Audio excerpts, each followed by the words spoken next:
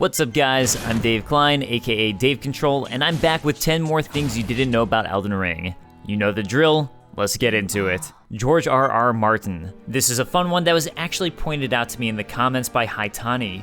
It's common knowledge that Elden Ring's backstory was written by George R.R. Martin, so it was the culmination of two creative titans with Hidetaka Miyazaki using this as a base. And as we all know from Dark Souls 1 with Gwyn, Gwendolyn, and Guinevere, Hidetaka Miyazaki loves reusing names for families.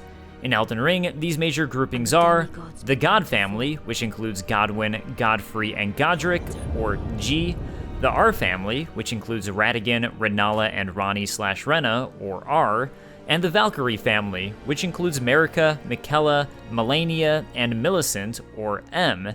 In other words, these major families are GRM, or George R.R. Martin. Pretty cool. Killing Melina. And speaking of people whose name starts with the letter M, I know I'm a king of transitions. Let's talk about Melina. Melina offers to act as your maiden if you'll take her to the foot of the Erd Tree, and as your only interactions with her are from appearing at sites of grace, it seems like that's it. But Priza Gaming Channel found and posted a way to set up a trap to kill her. And as it turns out, she has quite the intricate death animation where grace shoots out of her and it looks like an Erd Tree seems to form. It has major lore implications I'm not going to go into here. And honestly, I haven't tested this yet myself, so for now I'm going to trust this as a legitimate animation as the game is so new. Gatekeeper Gostoc, the Secret Thief. When you play through Stormveil Castle, you may notice anytime you die and return to get your runes, some of them are missing. So why is that? It may seem like a quirk of the Legacy dungeons, but no other Legacy dungeon has that effect. Well, this is something Patrick O'Toole pointed out to me in the comments. As it turns out, Gatekeeper Gostoc is an asshole. I mean, he seems so nice, right? Trying to help you out and get you to take the backside of the castle to reach Godric the Grafted. I would advise against taking the main gate into the castle. It's tightly guarded. But when you defeat Godric and he's stomping on Godric's head, something might seem a little off. And I'm not talking about stomping on Godric. We just killed him, and I think we can forgive Gostoc for not being fond of his employer. I can do whatever takes my fancy. Well, as it turns out, anytime you died in Stormveil Castle, Gatekeeper Gostoc was stealing 30% of your runes. The only way to get them back is by killing Gostoc prior to beating Godric, in which case you'll get your runes back, and also prove he was stealing them from you. If you kill Gostoc after defeating Godric, you won't get those runes back. What a sneaky thief! Varre, Lover of Roses. The very first NPC you'll meet in Elden Ring is Varre, who you meet right next to the first step site of Grace. Varre seems a little bit off, but he doesn't really do anything bad to you, so there's probably no reason to attack him, right? Wrong. Attack him for the lore. If you do, Varre will respond by attacking back with a bouquet of roses that causes bleed damage. This is actually doubly interesting. For one, Varre is actually a member of the Bloody Fingers and worshipper of the Lord of Blood. So, you know, bleed damage makes sense for him. For two, eventually he'll leave this spot, and as he lets you know, he's left for the Rose Church. So I guess we know where he got his bouquet, as the Rose Church is filled with blood roses. He doesn't have to be so mean when he tries to give it to you. Those thorns hurt. Varre, Lover of Invaders. Continuing with Varre, for chatting with him at the Rose Church and telling him you find the two fingers suspicious, he'll agree with you and give you 5 festering bloody fingers, which allows you to invade other players. He then will continuously encourage you to try them out. So if you want to continue Varre's questline, you'll have to do just this. You'll now have to successfully use 3 festering fingers to invade other players, although you don't actually need to win for these to count. If you invade another player's game and they leave for a boss chamber booting you out, it still counts. If you lose to another player, it still counts. Damn you, Rukia! And of course, if you win, that counts too. Now, chat with Varre again, ask to be anointed, and he'll give you a cloth he wants you to soak in a maiden's blood.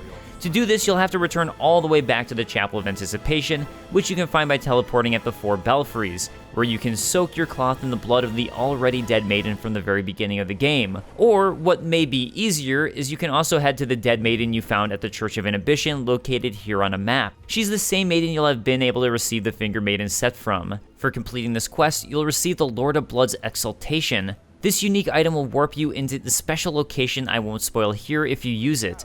But don't worry, there's another way to get there I, again, won't spoil in this particular episode. Point is though, you don't need to do this invasion questline if you don't want to in order to reach the location. Kicking. Let's go back to the basics. In Dark Souls 1, kicking was a super important mechanic. If an enemy had their shield up, kick them to open them up and then attack. However, this mechanic seems to be missing from Elden Ring. Or is it?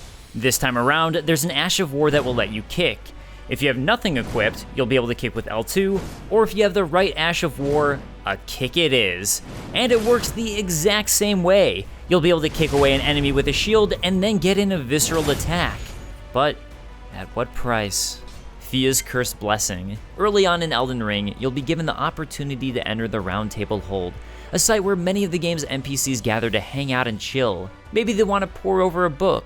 Maybe they want to quietly hang out next to a door until they are assigned a secret mission.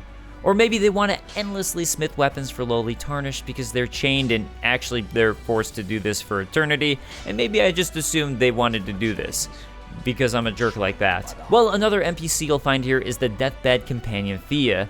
She just wants to give you a sweet hug, so why not? Well, I'll tell you why not. When Fia tells you this, perhaps you might share with me some of your lively vigor. She literally means this. For hugging her, you'll get the Baldachin's Blessing and a status effect that will give you a debuff of -5% of your max HP for the entire time you have Baldachin's Blessing in your inventory. If you ever wonder what the little icon up there meant, that's what it is, your HP debuff. But don't worry, if you want to get rid of this status effect, all you have to do is use Baldachin's Blessing and bam, it's gone. Really though, you should chat with Fia because it will progress an important storyline for one of the game's potential endings. Just make sure to remember to use Baldachin's Blessing if you want to get rid of that debuff. Blaidd's Mask. Blaidd is one of my favorite characters in Elden Ring. He's basically Guts from Berserk, but permanently in wolf form. And you can be just like him by finding the Black Wolf Mask, a mask an assassin made to look like Blaidd in order to try to reach and kill Ranni. To find the Black Wolf Mask, you'll need to head to Celavis's Rise. This is located at the Three Sisters behind Caria Manor and to the south of Ranni's Rise. Head up the ladder past Celavis, head out onto the balcony, and then, instead of climbing up the stairs, jump onto the wall that surrounds the Rise. From here, you can walk over and pick up the Black Wolf Mask. Progressing Blackguard. Blackguard seems like a bit of a jerk. He just sits around cooking and eating his prawns, all the meanwhile stealing Raya's necklace, which you can purchase from him for 1,000 runes to return to her. But did you know? You can make Blackguard open up to you and actually become pretty friendly towards you. All you have to do is buy super overpriced cooked prawns from him. If you do so, he'll recognize a fellow prawn lover in you and open up. He'll even admit that he's not a great guy. Makes no bloody sense anyway. Why some no-name shithead like me should get called to the lands between. No, it doesn't, Blackguard. No, it does not. Pausing the game. Did you know that you can pause Elden Ring? The game is meant to be played with no pausing allowed, but we're going to get around that. And yes, even while you're in the middle of combat, press pause to go to your menu, enter into your inventory, then go to menu explanation in the inventory screen.